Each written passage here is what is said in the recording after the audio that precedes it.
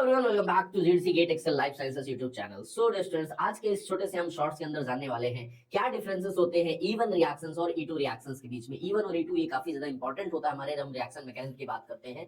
SN1 SN2 से question सबसे ज्यादा आते हैं और हमारे पास इवन और ई टू से भी क्वेश्चन काफी नंबर्स में देखने को मिलते हैं।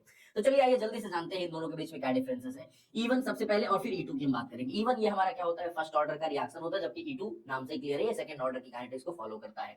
ये जो इवन हुआ करता है ये यूनिमॉलिक्यूलर रिएक्शंस हुआ करते हैं, जबकि ई टू बाई मॉलिक्यूलर रिएक्शंस हुआ करते हैं। इवन के केस में हमको कोई अच्छा बेस की जरूरत नहीं होती है ना, नॉर्मल बेस भी हमारे यहाँ पे काम कर जाता है, लेकिन ई टू के लिए स्ट्रॉन्ग बेसिस की आवश्यकता पड़ती है।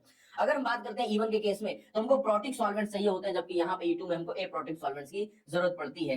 इवन के केस में कोई स्पेशल ज्योमेट्री नहीं होती है। जो एलिमिनेशन होते हैं लिविंग ग्रुप और जो प्रोटॉन्स निकल रहे होते हैं बीटा कार्बन से, ये आपस में जो अल्फा बीटा एलिमिनेशन हो रहा है, इसके लिए कोई एक स्पेशल ज्योमेट्री नहीं चाहिए कि अपना लिविंग ग्रुप कहाँ पे होना चाहिए और हाइड्रोजन कहाँ से जाना चाहिए। जबकि जब ई टू की बात करते हैं तो ये एंटी होने चाहिए, एंटी पेरीप्लेनर एलिमिनेशंस होते हैं। जिस साइड से अपना क्या लिविंग ग्रुप निकल रहा है उसके अपोजिट साइड में लगा हुआ होना चाहिए हमारा क्या प्रोटॉन। तो ये एंटी पेरीप्लेनर हमारे पास में सेम प्लेन में हो बट अपोजिट डायरेक्शंस में एंटी पेरीप्लेनर एलिमिनेशंस देखने को मिल रहे होते हैं। अगर हम बात करते हैं क्योंकि ये यूनिमॉलिक्यूलर रिएक्शन थे तो रेट ऑफ रिएक्शन सिर्फ और सिर्फ हमारे सबस्ट्रेट के कंसंट्रेशन पर डिपेंड करता है, जबकि ई टू की अगर हम बात करते हैं रेट ऑफ रिएक्शन सबस्ट्रेट और बेस दोनों के कंसंट्रेशन पर डिपेंड कर रहा होता है। यहाँ अगर हम बात करते हैं इवन की, तो इवन क्योंकि केटायन का फॉर्मेशन होता है, दो स्टेप की रिएक्शन है, कार्बोकेटायन बनता है इवन के केस में, तो कार्बोकेटायन बन रहा है तो हमारे पास जितना स्टेबल कार्बोकेटायन बन सकता होगा उतना ही ज्यादा फास्ट हमारे उस कंपाउंड में रिएक्शन देखने को मिलेगी। अगर हम जनरल बात करते हैं तो 3 डिग्री हमारे पास सबसे फास्टेस्ट एलिमिनेशन को शो करेंगे, देन 2 डिग्री, देन 1 डिग्री। अच्छा, ई टू में भी थोड़ा सा यहाँ पे चेंज हो जाती है बातें, क्योंकि यहाँ जो प्रोडक्ट बनता है वो एक एल्कीन बनता है, और अगर हम 3 डिग्री यहाँ पे एलिमिनेशन कराते हैं